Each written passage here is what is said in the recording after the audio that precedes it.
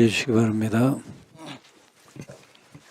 외교부 장관님, 1월 13일 날 주한 미국 대사 대리가 정부에 발송한 한미 무역 합의 이행 관련 서한 받으셨죠? 네, 그 내용을 자료를 좀 제출하라 했더니 자료를 제출을 못하겠다고 좀 왔는데 왜 이걸 제출을 못하죠? 그게 그 외교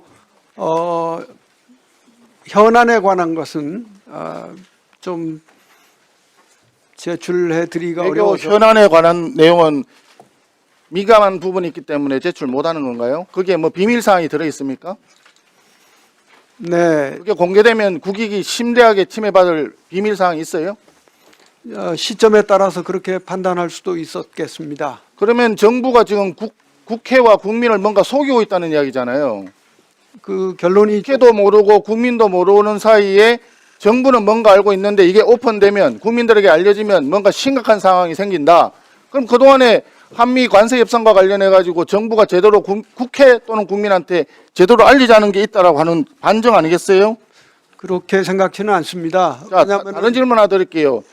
이 서한을 받아 가지고 국무총리하고 대통령한테 보고를 했습니까? 안 했습니까? 당연히 다 보고됐습니다. 언제 했습니까? 그 다음 날 청와대 총리실 다 보고가 된 것으로 알고 있습니다. 서한 받은 날짜가 언제죠? 13일입니다. 13일 날 받아가지고 14일 날 보고했어요? 네, 자, 그러면 김민석 총리가 지난주에 미국을 갔다 왔는데 이 내용을 보고받고 난 뒤에 나간 겁니까? 보고받기 전에 나간 겁니까? 당연히 보고 받으시고 이런 내용에 관해서도 굉장히 심각한 내용이 들어있다는 것을 인지한 상태에서 나간 거죠?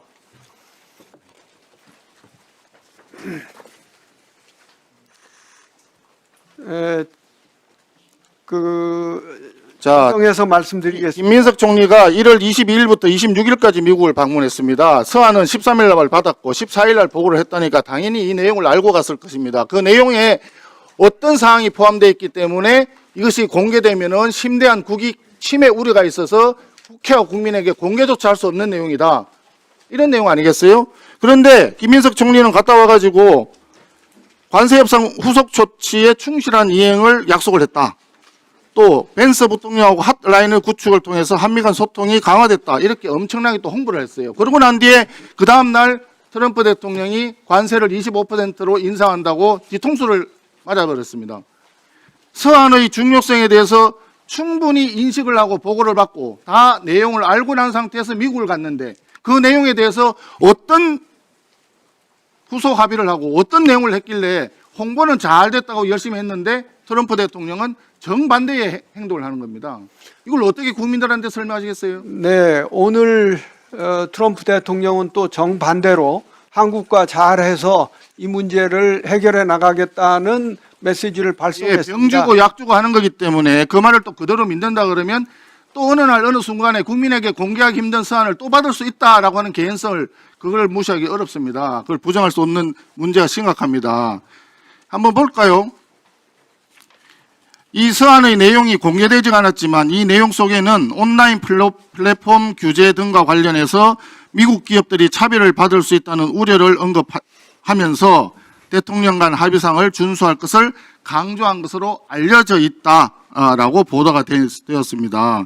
이런 상황이기 때문에 지금 현재 우리가 생각을 해볼 때는 온라인 플랫폼법이 이번 관세 인상 결정하는 데 상당한 영향을 끼쳤겠구나. 그리고 이미 통과된 정보통신망법 이런 부분들이 트럼프의 관세 인상 결정에 상당한 영향을 주었을 수 있겠구나. 이렇게 언론들이 추측 보도를 하고 있는 거예요. 이 부분에 대해서 어떻게 생각하세요? 네, 약간 지나친 추측 보도라고 생각합니다. 왜냐하면 지나친 추측 보도를 방지할 수 있는 방법이 뭐겠습니까?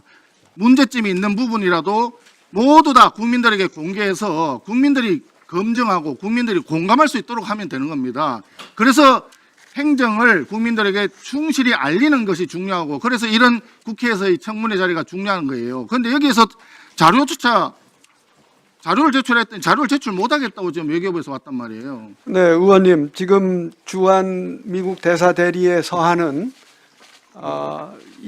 이번에 발표된 투자와 관련된 것에 대해서는 언급이 없었고, 또 이 내용은 다 보고되었지만은 미국 국내의 의사 결정 과정이 우리의 장관님, 저 답변 좀 천천히 그렇게 막 하시면 시간이 너무 많이 가거든요. 제 시간이 1분 반밖에 안 남았어요, 지금.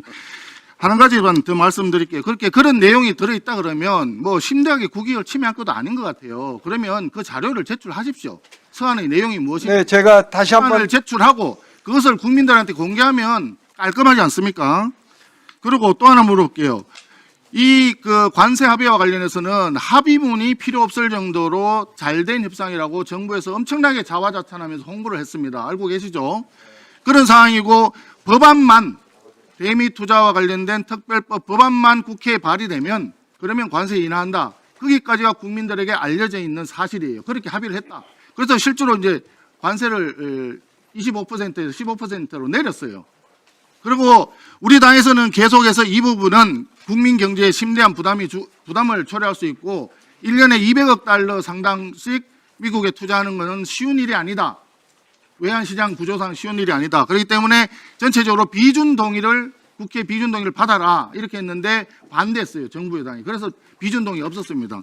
그런데 트럼프 대통령의 자료에 보니까 왜 한국 입법부가 이걸 어프로브 안 했느냐, 승인을 안 했느냐, 승인을 왜 안 했느냐고 어프로브라고 한 단어를 썼어요. 이걸 보니까 왜 비준 동의 안 했느냐 이런 취지로 읽힌단 말입니다. 근데 설령 이것을 100번 양보를 해가지고 법안 발의만 하면은 관세를 인하해 준다라고 했다면 왜 트럼프 대통령은 국회 탓을 하면서 국회에서 법을 통과시키지 않았기 때문에 관세를 다시 인상할 수밖에 없다라고 얘기하느냐.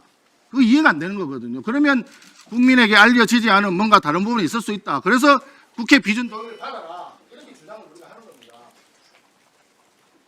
네. 국회 비준 동의 문제에 대해서는 지난번 이 위원회에서 제가 소상히 보고를 드린 바와 같습니다. 그리고 트럼프 대통령이 우리 그 조인트 팩트 시트에 대한 국회 비준 동의가 없어서 이번에 저런 입장을 밝힌 것은 분명히 아닌 것으로 보입니다. 만약 그렇다면은 우리가 입장을 바꾸지도 않았는데 한국 정부와 이 문제를 원만하게 잘 처리해 나가겠다고 다시 오늘 그런 메시지를 냈을 리가 없지 않겠습니까? 그래서 저희들은 기본 입장으로 의연하게 미국과 잘 대처해 나가겠다는 말씀을 드립니다. 그러니까 전체 내용을 소상하게 해서 국회 비준 동의를 받았더라면 국회 탓을 할 수가 없죠. 트럼프 대통령 자체가. 그래서 말씀드리면 다시 한번